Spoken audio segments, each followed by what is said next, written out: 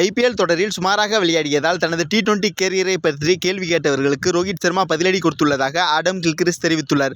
மேலும் சொந்த சாதனையை பற்றி கவலைப்படாமல் அணிக்காக அதிரடியாக விளையாட வேண்டும் என்று பல கேப்டன்கள் வாயில் சொல்வதை அவர் செயலில் நிரூபித்து காட்டியுள்ளார் என்றும் கூறியுள்ளார். உச்சகட்டத்தை நெருங்கியுள்ள ஐசிசி டி20 உலகக்கோப்பையில் ரோஹித் சர்மா தலைமையிலான இந்திய அணியானது செமி ஃபைனலுக்கு தகுதி பெற்றுள்ளது. லீக் சுற்றில் தோல்வியை சந்திக்காத இந்திய அணியானது சூப்பர் 8 சுற்றில் ஆப்கானிஸ்தான், வங்கதேசம், ஆஸ்திரேலியாவை தோற்கடித்தது. குறிப்பாக பரம எதிரியாக கருதப்படும் ஆஸ்திரேலியாவை 24 ரன்கள் வித்தியாசத்தில் வெற்றி கண்டது. ஆஸ்திரேலியாவுக்கு எதிரான போட்டியில் ருத்ரதாண்டவம் ஆடிய கேப்டன் ரோஹித் சர்மா 7 பவுண்டரி, 8 சிக்சர்கள் உட்பட 41 பந்தில் 92 ரன்கள் குவித்தார். போட்டியில் முதல் ஓவரிலேயே விராட் கோலி அவுட் ஆகியும் அதிரடியை நிறுத்தாத ரோஹித் சர்மா அவர் சுயநலமின்றி தன்னுடைய சதத்தை எதிர்பார்க்காமல் இந்திய அணியின் வெற்றிக்காக சிறப்பாக செயல்பட்டார். தன்னுடைய சொந்த சதத்தை பற்றி கவலைப்படாமல் 92 ரன்னில் ஆட்டமிழந்தார்.